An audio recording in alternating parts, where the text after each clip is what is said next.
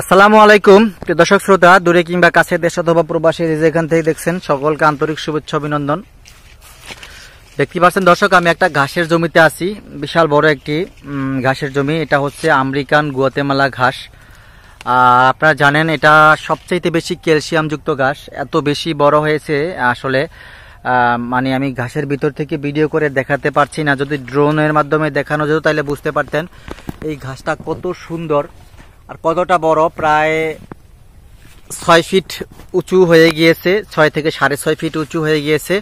তাও আমি ক্ষেতের ভিতরে ঢুকে দুই একটা ঘাসের জার দেখাচ্ছি। দেখতেই পাচ্ছেন এই যে ঘাসটা প্রথম ধাপে, ঘাসটা এখন প্রায় প্রত্যেকটা ছোপাতে আপনার 20টা 25টা করে চারা এসেছে।